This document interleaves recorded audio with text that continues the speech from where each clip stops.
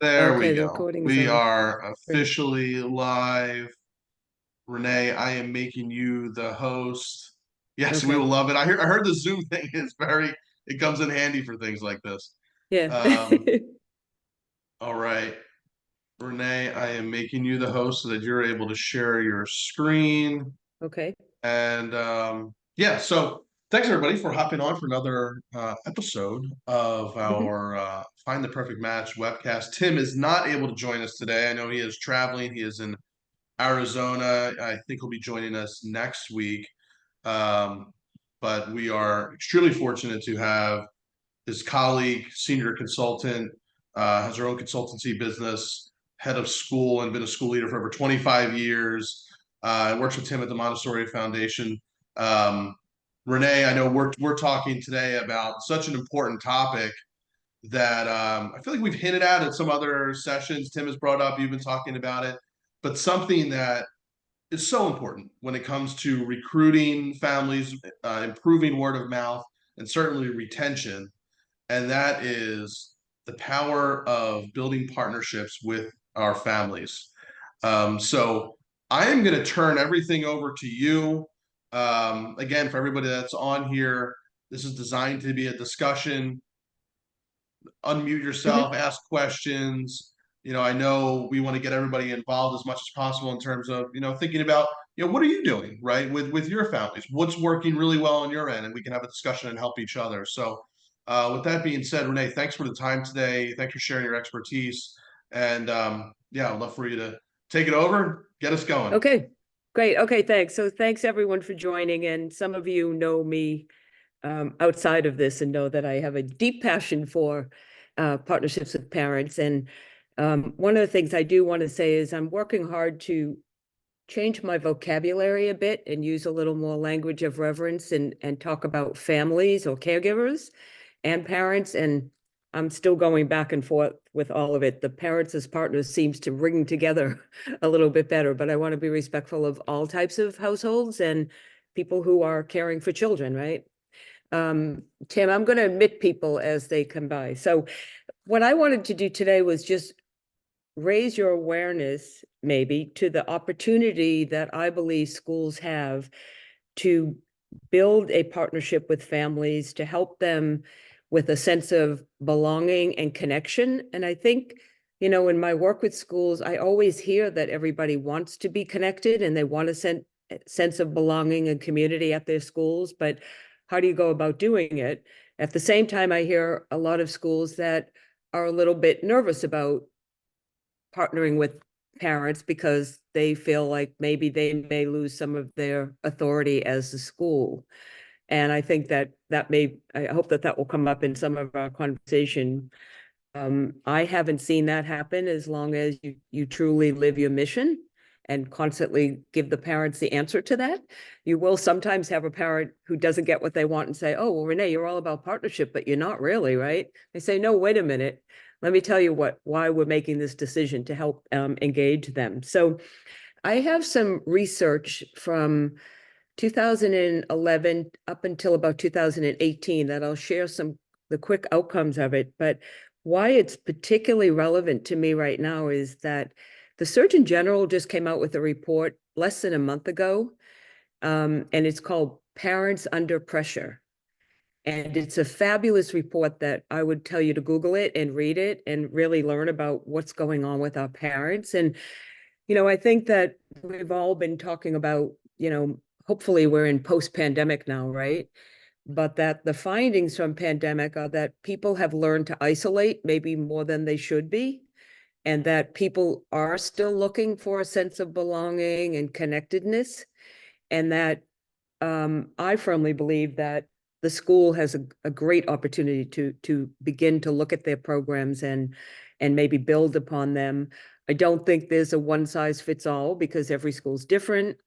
The ages of parents are different. The culture of the school is different. Where you are in your journey of growing and developing as a school is different. So, but I have a lot of ideas I can share that other schools are doing. And I would say that the ones that make sense to you will ring to you. It will say, oh, that would make sense at my school. Or no, we wouldn't do that yet, whatever. So So I think I'll go in and I guess I just want to say again that, life has changed for many families over the years, particularly, since 2019, 2020.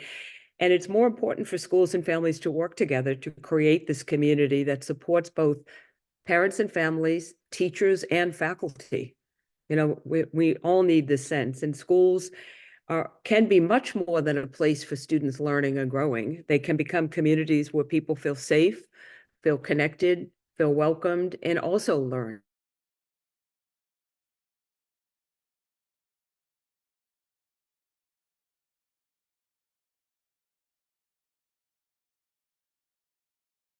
Open up on a conversation so that we can hear from some of you and get some ideas going. Before I do share the slide deck, I would love to see if anybody would try to answer this question now, even if it's just with a word.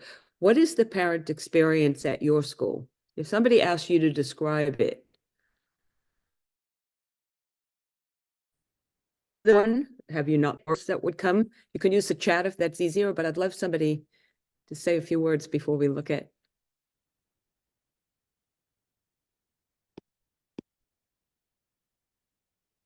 Anybody have a goal of the kind of parent experience they want to have?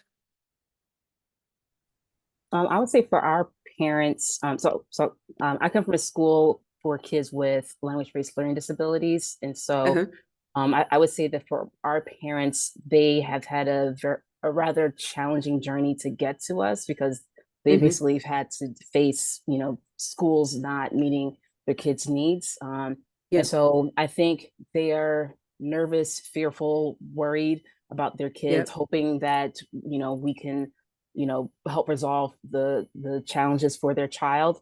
But then on one hand, they want to feel connected to other parents because it's like, okay, the shared story, like a shared affinity. But then on the other hand, it's like it is still a private struggle for families. So it's a weird disconnect, so to speak. Right. No, well, it's actually not weird. Okay. Your situation is different because you've got children, and as you said, it may have taken them a difficult journey to get to you, where hopefully you're, bringing them more joy than they've had before. But when we look at the data that I have and the data from the Surgeon General, he's still talking about parents are nervous, they're fearful, they're anxious, they're worried. Very much about bringing up their families. And so thinking about a family that maybe doesn't have a learning struggle, and they're just as fearful and nervous. And so, my goal is for all of us to think about, are there small things our school can do to start to create that sense of a community? And there's no doubt in my mind, it directly relates to retention of families.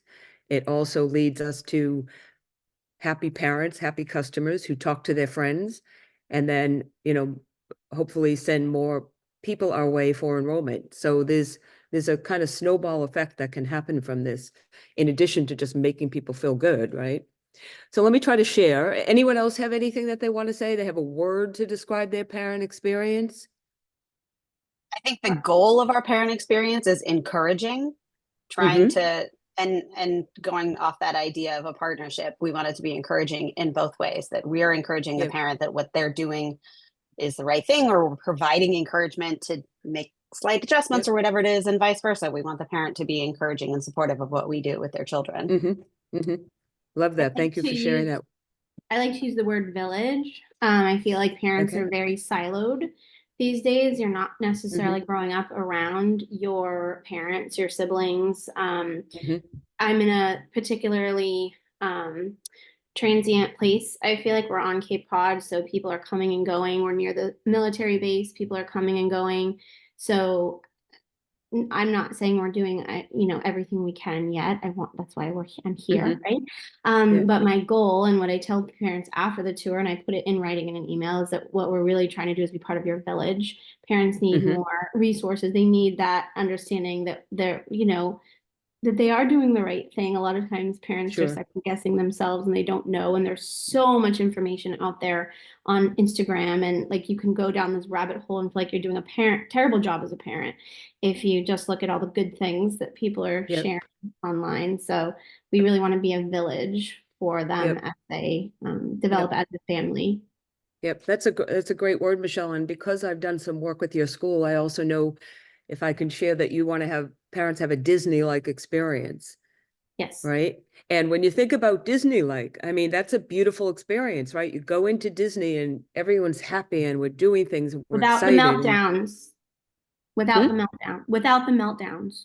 Of course, yeah, of Yeah. course, exactly. So that's a vision of wanting to do something very unique and special, and I think that's important for schools to talk about it amongst themselves as to what is the vision you want to have for parent experience. It may not be the same as the school down the street, but defining it. One of the examples I used to use in my kind of early years was, remember when Amazon got Prime delivery? When you get that little extra thing, and now, you know, if you order something from Amazon, they keep you updated all week. Oh, your package is going to ship Wednesday. Oh, your package is here. Your package is arriving between 8 and 10 p.m. You know, and that's, again, the customer experience, right? Taking care of the customer and thinking about how to translate that in your school about the child and the family, right? And I wanted to say one other thing is that I've had a lot of years in schools and school leadership, and I want to be honest to tell you that I would say up until 12 years ago, I never thought about the parent experience. That's why I asked all of you what you thought yours was. I always was totally focused on what is the child's experience about learning, friendship, happiness. And then when I got a little more experienced, I started to think, why am I not paying more attention to the faculty's experience at my school? And it wasn't until we did a very comprehensive survey to our parent body that we actually got some negative information about the parent's experience. And that's where we started to hone in on it. So I guess I just wanted to share that I haven't always been aware of what the parent experience is. And that's why I like bringing this forward to people to say, who's thinking about the parent experience at your school? Right. So thank you, Patricia, for saying you want it to be where parents feel that children and families are part of a community. And I think that's probably what many of us want. And I will say again that each of us probably defines it slightly different than somebody else does. And that's okay, because we have our own culture, right? Okay, I'm going to share now, Clint, hoping that it works. Oh, it says disabled participant sharing. What does that mean? Hold on. Uh-oh. Do you have to make me the host? Give it a shot now. Okay. Oh, nice. Oh, now if I can find it. Whoop.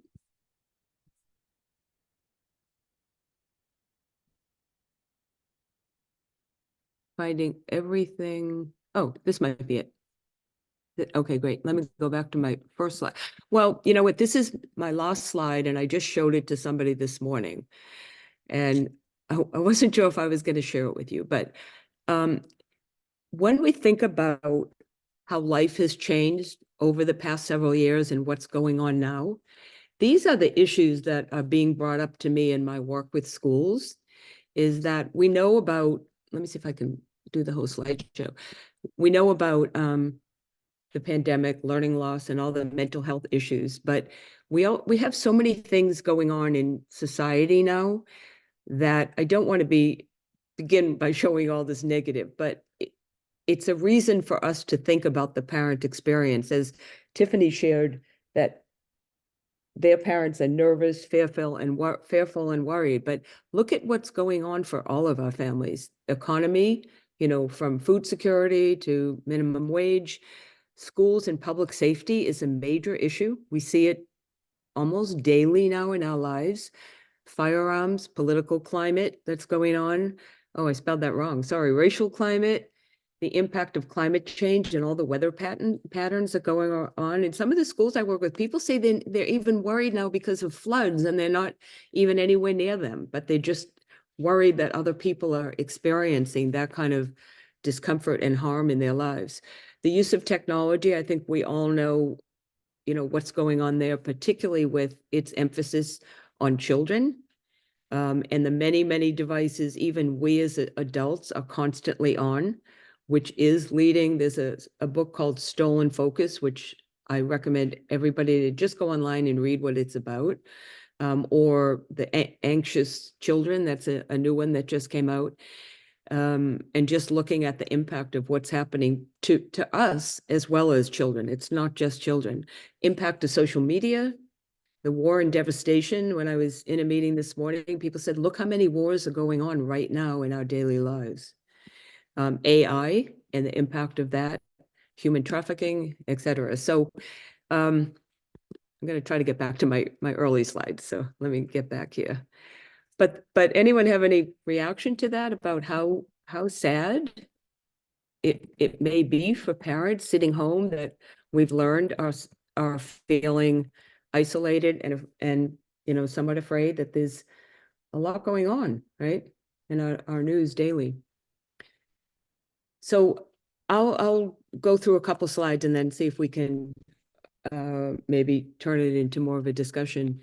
That I really believe and have seen, and the literature says that partnerships with parents and schools does improve student learning. And I think that's number one, what we're all about is the student's experience. It does bring about a better parent experience. And we all know that when you have a community of parents working together, it's a much better school environment than if you've got some parents that are questioning everything all the time, right? Increase in student retention, which works with all of our enrollment. Increase in new admissions, because we know that word of mouth is the cheapest and most beneficial type of advertising that one can do to get families to look at your school. Building relationships with families. I think many schools now, particularly independent schools, have a commitment to the home-school relationship. And there's, so much in the literature about how important that is, both for the families and the child, and also for the schools and the teachers. And when there's strong relationships, there's a better teacher relations as well. Today's agenda, I'll skip through a few of these. And so here's a little bit of what I learned from my research, which was 2012 till about 2019, right before the pandemic. I used to think that the child was the customer. And I now know that the parent is the customer as well. I used to think running schools was about the child's learning only.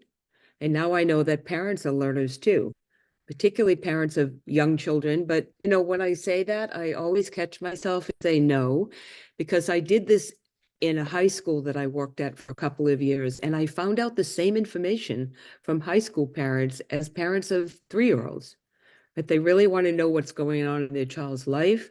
They want to learn about what's going on with the girl at 16, what's going on with the middle school student, what's going on with the toddler, right? And that they don't know, they don't necessarily have a place to go find that unless they go to the bookstore and buy books. And that's a little overwhelming to try to learn it that way. I used to think that learning was about the child's growth and development, and that parents go through their own developmental stages. There's big changes that happen in parenting from when the child moves from kindergarten to elementary school, when the child moves into middle school, and when the child moves into high school. And are there things that you or we can do at our schools to help parents prepare for these stages of growth and development and change, right? I used to think that it was just children who need support and guidance. Parents need it.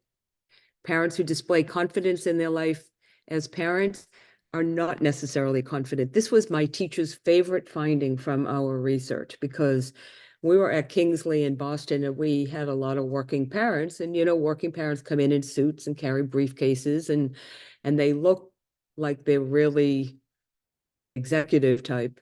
And my teachers used to be somewhat intimidated by many of the parents until we got this data and started having focus groups and learned that Parents were nervous, scared. They want information. They want us to help them be the best parent. So I used to think that teachers only impact students. Teachers also may have a major impact on the parent. What we know about parents, I won't go through all this, but Tiffany, you began it, and this is true. I can tell you, in all your schools, parents are experiencing this. Uncertain, worried, not sure. The voice of the parent. So this is these next 4 slides I'll show you.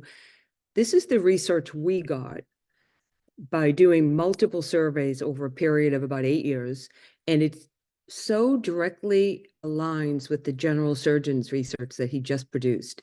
So here, and this was from 65 Montessori schools, but then I did a couple of non-Montessori high schools and got the same data, which was, I used the same researcher, and he was flabbergasted that we had the same information. So I think that I could take the liberty to say to you, this is most likely true at your school. That parents have hopes and dreams for their precious child. We coined the term precious child because in the research, when the parents filled out answers, they constantly are talking about their child. And I can tell you a little bit more about that later if we have time. Parents saying, I want to be the best parent, but I'm anxious because I have had no training in this and I'm not sure what to do. I'm anxious and worried. I need the school to help me. These were the top 6. I want to have a great relationship with my child's teacher and the school. I want to belong and be part of a community and fit in. Now, this was pre-pandemic. We see this is coming up really big now. And I want to contribute and give back to the school. And many of them told us here, but I don't know what the school wants me to do.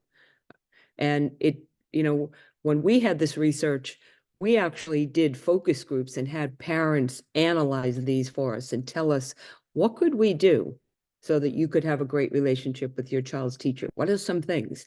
And then we took it back to the teachers and reviewed it. And here's where, I have seen a lot of schools stay in control of what their environment is. Because when you work and get a list of things that the parents say they'd like us to do, you can go back to them with the things that you can do, because maybe you can't do all of them. So you come back and say, these are the ones I can do. And that keeps you in the leadership role. And that was a big fear in a lot of schools. So here's the general surgeon's report, and then I'll stop sharing for a few minutes and see if we have any reactions to this. So what he found is parents saying, how do I protect my child? They did use the word kid, so I use his exact words. But so when you look back at everything that's going on in our world now, parents are really worried. They're afraid to even drop their child off at school because look at what we've experienced. So how do we make parents feel more confident, comfortable, right? What if this happens to my child? That's on their mind. And I don't know if any of you are parents, but it's probably on your mind as well. There's never enough time to get all the things done that I need to do. That's again where the village comes in. I don't know if you know the book Parent Nation. That's Dana Susskind. She talks a lot about the state of families. And she talks a lot about early education and literacy, but she also talks about policies on the government level about how we aren't as parent-friendly, family-friendly as the country should be. Will my child be okay? Think about, I hate to say this, but think about some of the school shootings. And then you have to bring your child to school the next day. Let's just say it's a different school. Who cannot be worried about this, right? Will they make it? Will my child be successful in school? I can't keep up with all of this. I feel so alone. Those were the top 7 things that the Surgeon General's report came out with. So a couple things that he says, and I know we all agree with this: raising children is sacred work. It should matter to all of us. There again, Michelle, there's the reason for a village, right? That there's approximately 63 million parents living with children under the age of 18. So when you read that, that means there's way more than 63 million children, right? Even though the birth rate is going down, but that's how many children are in the United States. Parents and caregivers often face heightened stressors, financial loneliness, technology, kind of the list that we already looked at. The working of parenting is essential work. It's not only for the health of our children, it's for the health of our society. And we know that the well-being of parents and caregivers is directly linked to the well-being of children. And his report, it's entitled Parents Under Pressure. And he says something like, parenting is hazardous, can be hazardous to your mental health, because we're finding much more mental health issues in the parents and families, in addition to all that we've learned about middle school children recently since the pandemic.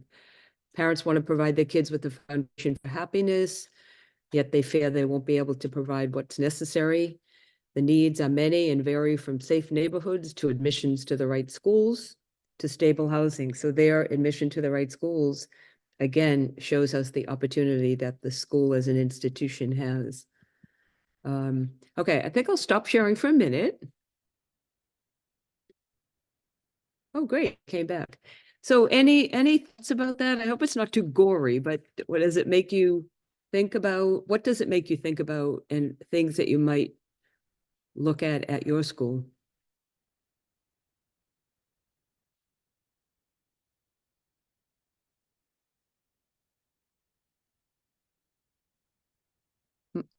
Margot, are you trying to speak? I think you're muted, or maybe not. I work in a K to Hi, 12 Gary. school. Hi, I work in a Okay, K to hi. Hi, I work in a K to 12 school in Vancouver, Canada. Mm-hmm. And I would say our experience is very similar. We're hearing exactly those same types of concerns from parents. Mm-hmm. And we've Yeah. found that providing parent workshops and trying to support parents has been hugely beneficial. And that parents do feel like they need more help, more support. And most parents are working full time and trying to manage life. And so partnering, I've appreciated your language. That has been exactly our experience here too. We're a private school, and it's that very same way. We're trying to support I know them. yeah. Are you getting some good attendance at the parent workshops? Yes, we truly are. That's great. Yeah, That's parents, great. And we've found they really want Yeah. good resources. And did you ask them for what subject areas? We do try to poll them fairly regularly. We Mm-hmm. have a really active PAC, Parent Advisory Council, and so finding out from them. But some of it are educators as a school. We really believe in the 7 habits of highly effective people. Yep. So we use that as a school foundation. And so there are a lot of resources through that foundation. And then we have some natural fits here with various psychologists that our school uses. And so there's a lot of resource that they provide for family. Yep. So we have found that parents are very receptive. They are looking for That's great. support. I love hearing that, because that's where I said I used to think the child was the learner and the parent is a learner too. And I'm working with an all-girls school with the same researcher, and the information that came out about middle school parents of middle school girls and how scared they are about social media, Correct. it just gave them a golden opportunity. And they're actually going to have 3 different workshops this year on it. Yeah. Just to, different angles of ways of looking at it. And, you can look at a 3-year plan and have a particular 2 different subjects each year and publicize that. So parents say, oh, next year we're going to learn about this, and, and let them feel that sense of community and themselves as learners. Very much so. We have found great. that to be that parents, they're endlessly grateful. We always hear that when we host a few times a year, usually 2 or 3 times a year, some workshops with really great presenters and resources. Thank you so much. That's great. Does anyone else have something that they want to share that you're either doing or just a thought you're having about what you might think about doing? Well, I was just going to ask, Galen, do you use that as an opportunity to invite people in the community for enrollment as well, since we're talking about right fit? I mean, we struggled to get our 0 to 6 families on campus, I think partly because they have infants and toddlers and tiny humans at home, right? And like figuring out the time of day to get them here is struggling. And then for our older children, it's enrollment that is the name of the game for us. which is why I'm here. But I'm just wondering, so if you can hone in on that, like what are they scared of? And I know like Marie Montessori said, right, like that's one of the senses is fear. We don't talk about that one a lot, but her 9 senses, one is fear. Like if you can say like what are parents out there scared of and how can we help them? Like do you use that? Like do you invite outsiders in to then show your like an expert, your Yes. expertise to Yes. help with enrollment? Definitely. We Yeah. use opportunities. So here we're fortunate the government even has little programs where you can get grant funds and you can use it for early education to entice young families to come and take some extra resources before they go to kindergarten. And we utilize that and we do open it up to the community. So we just use an online registration form and we welcome people to come and attend a workshop. And we have a network of schools. And so we found it is also a really good way. Even when we do information sessions for parents, when we're inviting families to come to open house, we use some of those resources. So we have a space where they can sit for a few minutes and listen to some of our experts because there's lots of their recorded resources. So parents start to get a sense that, wow, if I go to that school, they're going to help. We're going to partner because I'm going to hear more and learn more from them with some of their, and it makes them realize, okay, if I come to your school, these are the kinds of philosophies that your school is going to embrace. We found it works well together. Yep. Yep. Yep. That's great because that also works. Those same workshops can work as PD for teachers in neighboring schools. Correct. They can come in. We used to do that at Kingsley, and we would sometimes have more faculty from the independent schools in Boston than we had parents, depending on the topic or the time of the year that they needed their credit units. Yes, very much Yeah. so. Yeah. Other thoughts anybody have or ideas?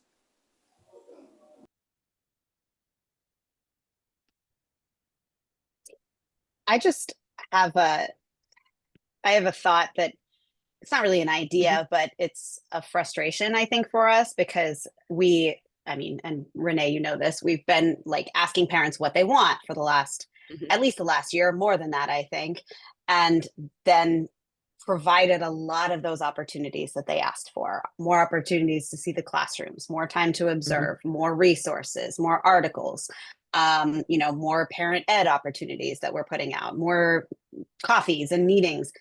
And then no one shows up. And it's like incredibly frustrating. We just keep doing it, hoping that like one of these days somebody is going to say something to somebody else. And I keep scrolling through like our parent square feed, and you can like or appreciate the posts. And it's literally the same 4 parents out of the 200 in the school that like every single post. And they are the 4 that I know one of them will show up to something that we put on, but sometimes it's just the one. Right. Right. You're not alone on that. As everybody's, I can see people. That's why I was asking, not to capitalize on fear, right? But if we can like hone in on that, like what are our parents not just afraid, like excited about or afraid of, or like how can we, that's what we struggle with too. Like what are the pain points for parents, right? That we can help answer questions too that will actually draw them in. Because that's where we definitely tend to struggle. We've offered for our parent education nights, we call them family connection nights. But we offer childcare, we feed the kids before they leave so that they don't go home hungry. Like you can come and your child is here, but it's a long day for that little tiny person to be here from 7:30, 8:30 until 6 o'clock at night, even if we do feed them. And I think that's part of the challenge for us is having the majority of our community being between 0 and 6. But yeah, I don't know. I don't know if it's Saturday mornings. Like we're struggling with that. If anyone has a magic answer, then I'm all ears too. Yeah, having them early after school sometimes has helped, but it depends what time. Like working families, you're right. It's not easy to find the right time. We tend to do it about 6:30 in the evening so that families can go home after work and then come back. But you do need to develop that rhythm and figure out what is going to work for them. There is no magic answer. You keep offering it. But just trying. Sometimes because we have a lot of families that work shifts, so we do sometimes things early in the morning. So when parents come in, we have a space and we can connect them then.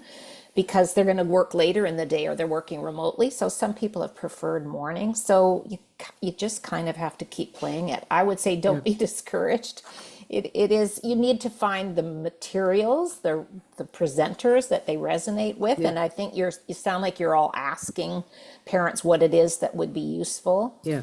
Try to get them things that they value. What are they struggling with? Yeah. Yeah. I think one of the things, I agree with you, don't give up. But I think one of the things that I'm seeing working a little bit better in the last 2 years is that schools are having an opening community meeting, you know, the one that we begin the school year with, and sharing some strategic goals. So that if you say one of our 3 goals are we want to partner with families, and this is why we want to do it, and find a way to then find out from them, but also let them know we need you to be in attendance. This is what we want you to do. We want you to bring friends with you when we have speakers. We want you to tell us what the subjects are. Because I think if we just do it, because parents are so busy, I mean, I'm afraid that they don't see the focus of things because they've got so much coming at them. And if their school told them directly, here's what we want to do. This is a special program. We're going to have 4 speakers this year. Here are the dates. Put them in your calendar. We really want to see you there, and bring a friend if you can, and keep telling them over and over why you want that to happen. I think I have seen some improvement in the attendance, but I think, as you said, there's no magic bullet here. And I do like that we're talking about asking the parents about what they want to hear about, because I will admit that I used to think I knew what they needed to learn. And then when I asked them what they wanted, it was slightly different. And so I wanted to zero in on exactly what they had asked for, right? Any other thoughts?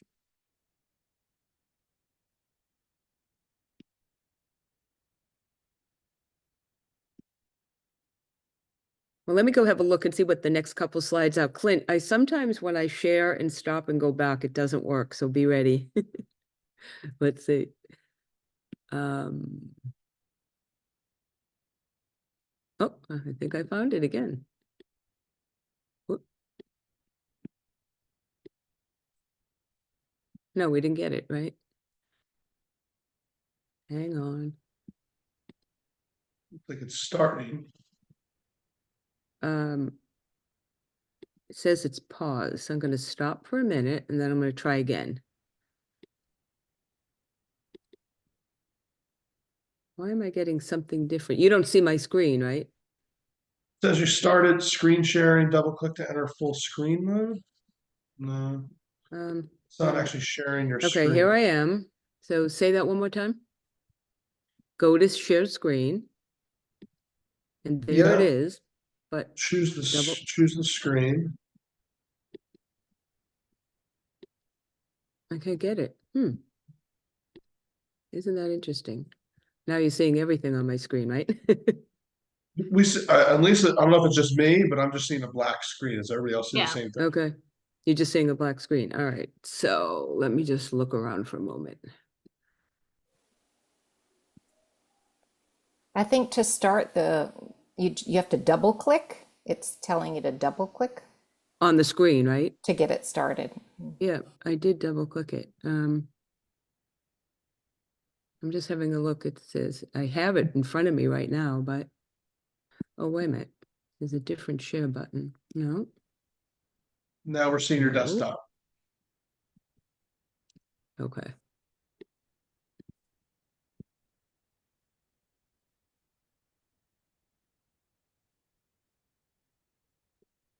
Oh, you get it? There we go. Okay, thank you, thank you. So Perfect. voice of the parent, I'm just going to go through some of this very quickly. What I do want to say in the bottom, what can we deliver? You do not have to compromise on your values or your vision. And a lot of schools are worried about that. What parents want, they want to be a learner. They want for their child, they want their child to be happy, safe, all of the things that we've been talking about. Parents as learners, we know that parents have equal roles. We've been talking about the workshops. So here's an interesting concept that came out of our research is that we learned that parents have two experiences with your school. One is what we just reviewed. What is my child's experience? Is she happy? He or she happy? Are they learning? Do they have friends? Does the teacher love them?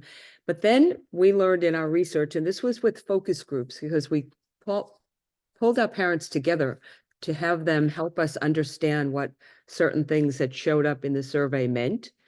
And so the parents told us, they said, well, I have an experience here too. And we were like, and as I mentioned to you before, I really had not thought about a parent experience at my school. And this was back in, when I started thinking about this was 2012. And, you know, when parents choose a school, first of all, you know, for most of you that are independent school, it's a big bill on the family, right? So I'm paying all this money for this school. What is the school for me? It's not just for the child. So we had to dig deep with the parents to find out, well, what do you want it to be, right? And we did learn a lot of things about parents felt their own self-identity was something that they wanted us to help them grow and develop. So that led to workshops and, you know, speaker series coming in. So the two experiences are the parent with the child, and then my own experience, me as a parent. And that's where we said, oh, so what do you want to know about parents? And that's when we learned some of the things that they wanted to learn about. We even started having, we changed the, I used to have a, what we call the head of school monthly coffee. And it would be the first Monday of every month, and parents would come, and I'd always have a PowerPoint, right? Making up the subject content that I thought they should know. And then we started changing it up and started having a teacher at each coffee, and the teacher talked about a subject that the parents had told us they wanted information about. And those turned the whole head of school cafe around, because parents love hearing about issues from teachers. And it became even simple issues, like we started doing them by program, you know, early childhood, elementary, and then we had our own toddler one, because the issues and needs of parents at those developmental stages are different, right? It's really hard to have parents of a toddler and parents of a sixth grader and try to find a topic for them that will cover their bigger issues, right? Sixth grade at Kingsley was all about what school is my child going to get into for seventh grade? And in toddler, it was like, my child is kicking me and biting me. I don't know what to do about it. Is this wrong? Am I a bad parent? Right? So we started honing in on that. And, you know, I think we stopped doing the monthly head of school coffees, and we put in a toddler cafe, primary cafe, elementary cafe, and they were extremely well attended. And I started to get out of them, take the back seat, and we had a teacher doing them, and they were much more popular. A concept I wanted to just briefly go over, you know, we could do a whole session on these, is the customer service in a school. What is it? How do we do it? Why would we do it? And I think the basic is happy customers will stay with you longer and keep your product, right? And they'll tell their friends about it. And if you look at any of the literature, I think 15 years ago, if you Google customer service in schools, you wouldn't get anything. Now you get all kinds of articles because everybody's doing it. It's very big in public schools, the concept of customer service. And what is customer service? The experience students and families have when interacting with our schools.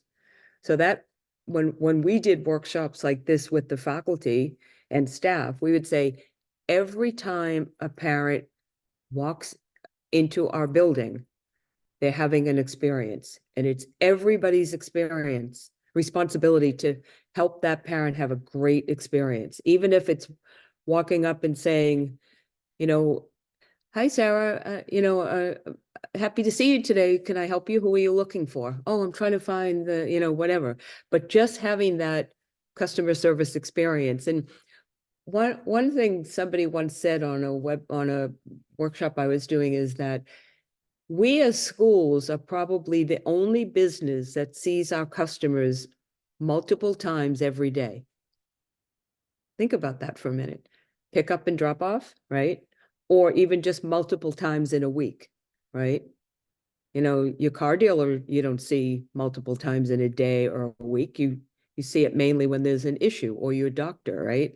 If it's a checkup or there's an issue. But here we have parents coming in every day. So that's why I go back to the comment about, I believe the parent partnership initiative should be, and I would almost say must be, a part of a strategic direction that the school is focusing on, and it should be talked about over and over so parents understand it. And then you can go deeper to, what does that mean? And what are our expectations for you as a parent, right? We want you to come to the parent speaker series. We want you to, you know, volunteer. We want you to come to the parent association meetings. We want you to show up at, you know, all of the class activities, whatever it is in your school. And so, you know, a couple things on retention, which I think we all know. And, you know, if Tim Seldin was here, he would say, because he's strictly in Montessori, he would say a Montessori child can never be replaced. He has said that 1,000,000 times in my many years of knowing him. But it says that it takes 7 times more resources, time, money, and energy to enroll a new student than to retain a current one. A student in a seat, you've got them. So what are you doing to make that the best experience? And if, Michelle, if I could say, almost a Disney-like experience, that they are so happy at your school. And how wonderful is that, right? And when parents are really, really happy at a school, they're much more willing to cooperate with you as well, particularly if the child has some specific needs. Parents will be much better listeners when they're having a happy experience. I probably won't go through a lot of this because it's meant for more in-depth workshops, but it would be part of a strategic direction, and I think it should be part of professional development for faculty and staff to talk about customer experience and what it really looks like and feels like.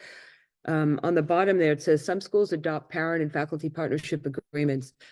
We did this at Kingsley. I see many more schools doing it because I often find that faculty are worried about, like, Renee, if we're going to all do all this partnership, what does it mean? Do I have to, like, I have this really challenging parent. Do I have to give her everything she wants? I mean, I hear this constantly. And so there are ways, and I think Tim will be talking about this with Clint at another time on one of these webinars. There are ways to write up like a charter and let the parent see what the partnership expectations are. And let the faculty see it, because then that builds their confidence. And at Kingsley, we actually had a template and we brought it to a parents association up on a whiteboard. And we went over line by line and we asked parents to edit and update it so that it could be a real agreement. Because a partnership is, we're both listening to each other. It's not you doing what I say and then I say you're my partner because you did what I said. We have to listen to the parent and their issues, and they have to listen to us, and we compromise and come together with an agreement of how we're going to handle a situation, or how are we going to, you know, do this event. So we can look at those sometime. And I think the partnership agreement puts people at ease, because then you can also look back at it. And when you have a challenging parent, you can say, hey, let's talk for a minute. Let's pull out the parent agreement.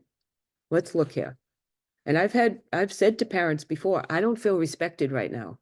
You just made these 3 comments because you don't think I'm hearing you, and I'm trying to listen, but I'm not going to be able to change the grade, say, for example, right? And you can pull it out and use it as a tool. And it is helpful in building consensus, because there's another school in New York who gives it out with their enrollment contract, and people have to sign it. But every year in May, they have a community meeting and they review it. So when people become enrolled, it's not something the school is putting at them. They say, this is a family agreement that gets reviewed by our community of families every year and administration. And these are the conditions we abide by. These are the ways we provide a respectful environment at blah, blah, blah school, right? And doing things like that has built a lot of faculty and administrators' confidence in being able to be a more parent-friendly school. good customer experience, everybody wants a red carpet experience, and that it's everybody's job to do it. Everybody in the school has to be on the same wavelength about this. Raving fans, I'm going to probably stop here, but I'll stop sharing. But Mitt, I don't know if any of you know the book Raving Fans, but it's a little tiny book. We did it for professional development.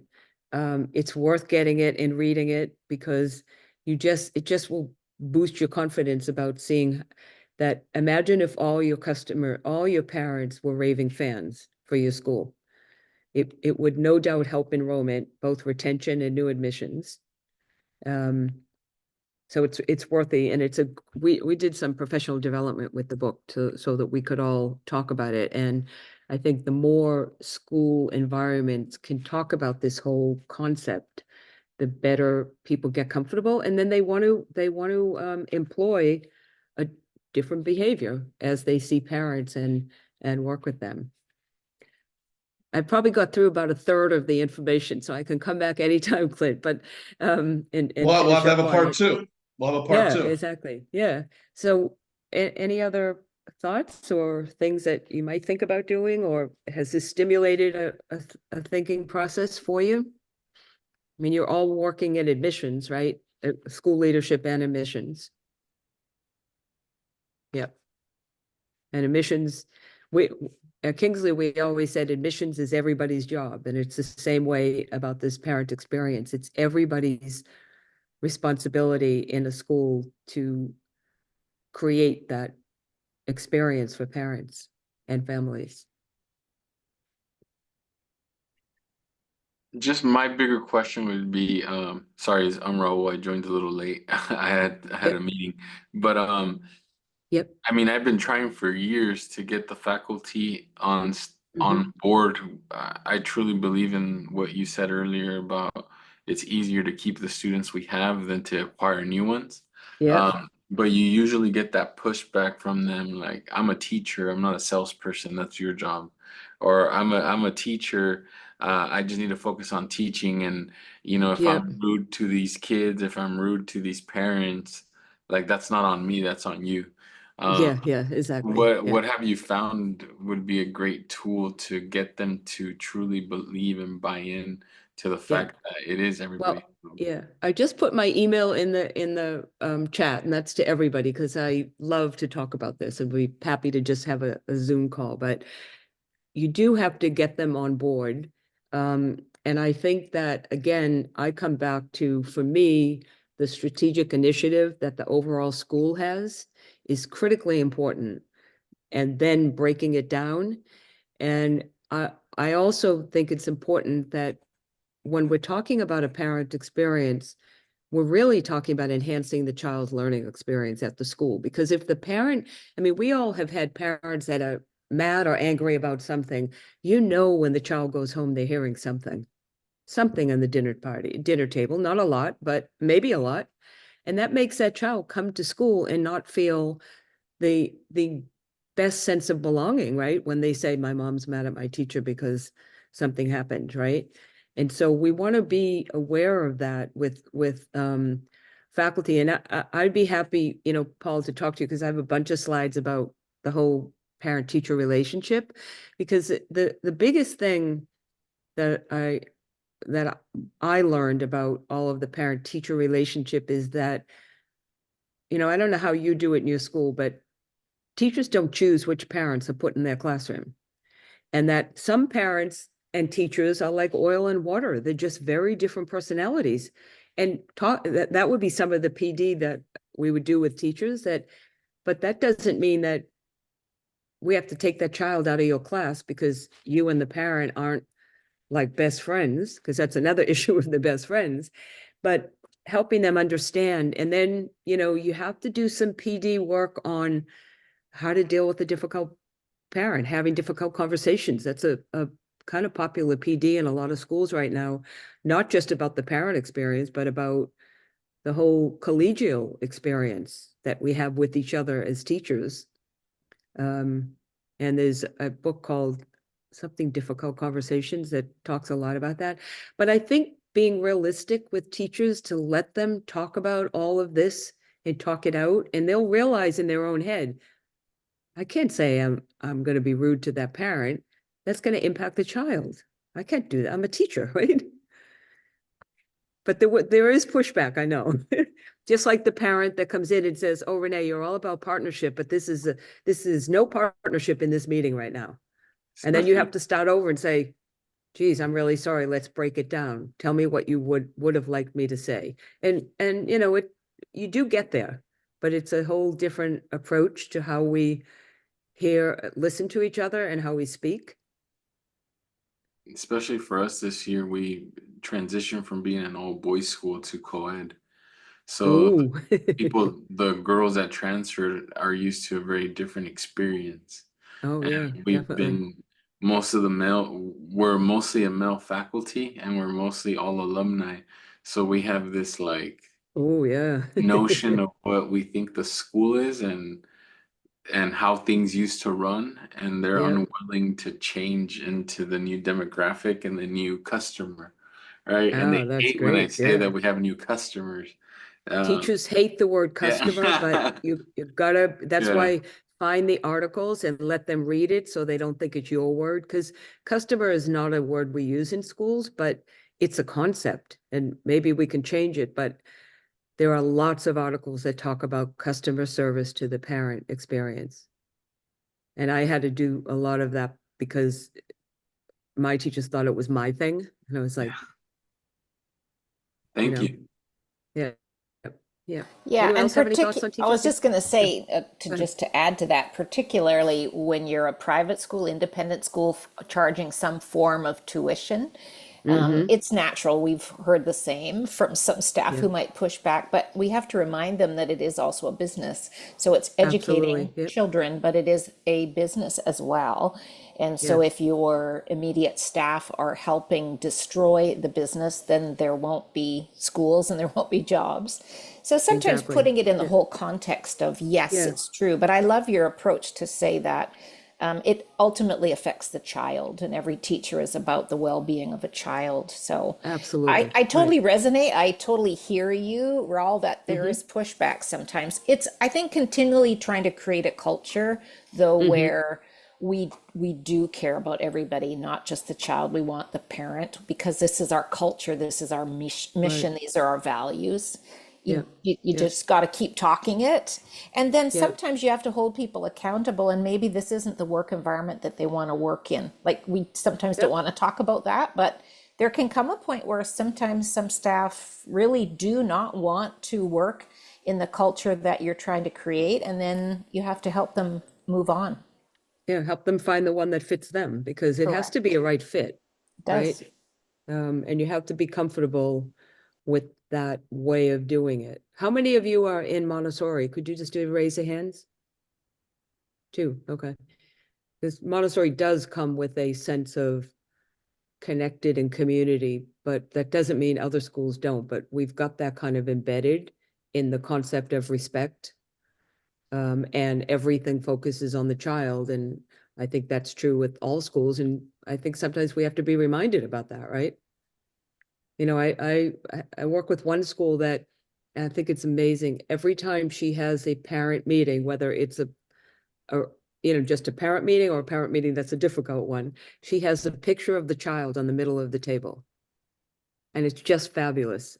And, and she just, somehow she gets an extra copy of all the school pictures. But, when a parent comes in, particularly an angry one who's coming in or one that's upset, Tiffany was talking about parents being upset with some of their previous school experience.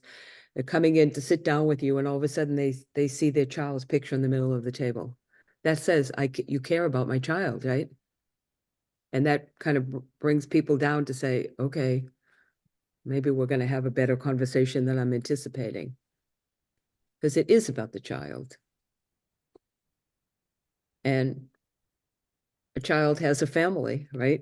So it's all connected. You can't do one versus the other. And Paul, I have met many teachers who don't want to deal with the parents. They just want to deal, they've said, I just want to deal with the kids. I'm a teacher. And that's why I have a bunch of slides I'll be happy to go over with you. that they say, I don't want to say, well, the child doesn't come by themselves. The Exactly. child is not, remember my first slide, the child is the customer? No, the parent is the customer. And in most instances, the parent makes the decision over which school. Not necessarily in high school, but they still have a big influence. So At the end of the day, they choose whether they want to pay for it or not. I know. Okay, well, I encourage you to go back to your schools and maybe have a conversation with some staff about this concept. And even if you can think about one or two things that we might want to start trying to do a little bit differently. It's one little step at a time that builds a community, builds a village, right? You don't come out and say, here's 10 things to do, now we're a village. I mean, it starts with a little bit of something, right? And whatever it is, and as I said earlier, every school's different. There's not a blueprint for every school to follow it, because you're different. Like, look what you just shared, Paul. You're an all-boys school with alum and male staff, and now you have women. It's like, oh my goodness, that's big. Well, thanks everybody. This was great, Renee. Thank you so much. And thank you. Yeah, we'll have to do a part 2. This was great, a great conversation. Great. So, all right, everybody. Well, I hope to have a great rest of the week. I'll see you next Tuesday. Yep. Okay. See you soon, Sarah. Okay. Bye, Michelle. Bye, everybody. Bye. Thanks, Clint. That was fun. Thank you. This was great. Okay, good.